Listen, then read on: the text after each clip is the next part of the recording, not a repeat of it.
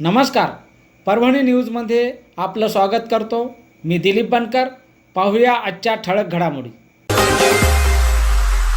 परभणी जिल्हा रास्त भाव धान्य दुकानदार व हॉकर्स किरकोळ केरोसिन परवानाधारक संघटनेच्या वतीने आज जिल्हाधिकाऱ्यांना दिले निवेदन. माहे एप्रिलच्या धान्यापासून जिल्ह्यातील 18,000 कार्डधारक लाभार्थी वंचित राहिल्यामुळे त्यांना 30 जूनपर्यंत मुदतवाढ मिळावी. माहे, मे आणि जूनचा धान्य वितरणाबाबतचे हे निवेदन देण्यात आले आहे. परभणी जिल्हा रास्त भाव दुकानदार संघटनेच्या वतीने निवेदन देण्यात आले. परभणी जिल्ह्याची पुरवठा साखळी मागील 6 महिन्यापासून विस्कळीत झालेली असून माहे एप्रिल महिन्याचे धान्य वेळेवर दुकानात पोहोच झाले नसल्यामुळे त्यांचा परिणाम जिल्ह्यातील जवळपास 18,000 आणि राज्यातील 6,19,000 कार्डधारक लाभार्थी एप्रिलच्या धान्यापासून वंचित राहिले आहेत.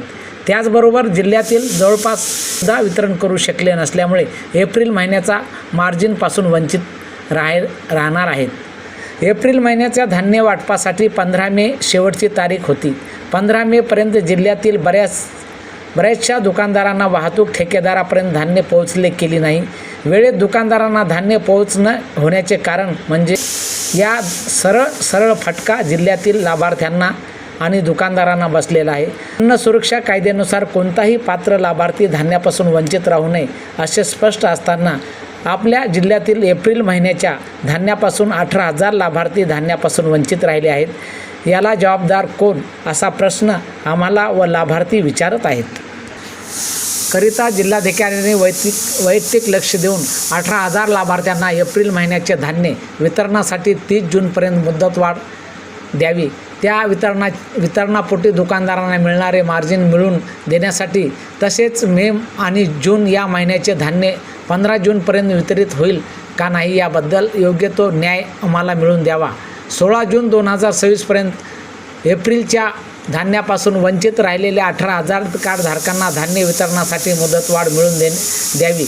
मुदतवाढ मिळत नसल्यास ज्यांच्यामुळे धान्य वितरण वेळेत होऊ शकले नाही त्यांच्याकडून जिल्ह्यातील जे दुकानदार धान्य वितरण करू शकले नाहीत त्यांना नुकसान भरपाई धान्य वितरणासाठी मिळणारे मार्जिन देण्याचे आदेश द्यावे. अन्यथा 17 जून 2026पासून जिल्ह्यातील सर्व रास्त भाव दुकानदार दुकाने बंद ठेवून आपल्या कार्यालयासमोर संघटनेच्या वतीने बेमुदत धरणे आंदोलने किंवा आमरण उपोषण करून न्याय मागेल असे निवेदन देण्यात आले आहे. यावेळी जिल्हाध्यक्ष दिलीप भाऊ फड, जिल्हा सचिव प्रवीण रायबोळे, तालुकाध्यक्ष शुद्धोधन सावंत, आर्यन पठाण, जिल्हा सचिव ऑल इंडिया महासंघ यांच्या निवेदनावर स्वाक्षऱ्या आहेत. या दोन्ही संघटना ऑल महाराष्ट्र आणि ऑल इंडिया यांच्या वतीने या ठिकाणी निवेदन देण्यात आले आहे. कारण एप्रिल महिन्यामध्ये धान्य वाटप करताना दुकानदारांना धान्य पोहोच झाली नाही.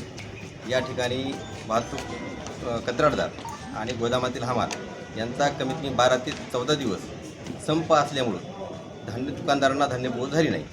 दुकानदारांना एप्रिलचे धान्य ही मेच्या 15 ते 20-25 तारखेपर्यंत पोहोचलेले आहे. त्यामुळं दुकानदारांना धान्य वाटप करता आलं नाही. आपल्या परभणी जिल्ह्यामध्ये 18,000 लाभधारक एप्रिल महिन्याच्या धान्यापासून वंचित राहिले आहेत आणि 80 दुकानदार असे आहेत की त्यांचं वाटप 1% आहे. तर आमची अशी मागणी आहे की एप्रिल महिन्याची धान्याची मुदतवाढ 30 जूनपर्यंत द्यावी, जेणेकरून लाभार्थी या जिल्ह्यातला लाभार्थी वंचित राहणार नाही. विशेष म्हणजे आपल्या महाराष्ट्र राज्यामध्ये 6,19,000 लाभार्थी एप्रिल महिन्याच्या धान्यापासून वंचित राहिले आहेत. तर आमची राज्य शासनाला विनंती आहे की त्यांनी 30 जूनपर्यंत एप्रिल महिन्याची मुदतवाढ वाढवून देण्यात यावी, जेणेकरून दुकानदारांना ते वाटप करणं सोपं होईल. दुकानदारांजवळ धान्य आहे परंतु वाटप करता येत नाही. आम्हाला धान्य नाही पाहिजे, आम्हाला फक्त धान्य वाटपासाठी मुदतवाढ पाहिजे. धान्य आमच्या दुकानदारापाशी शिल्लक आहे.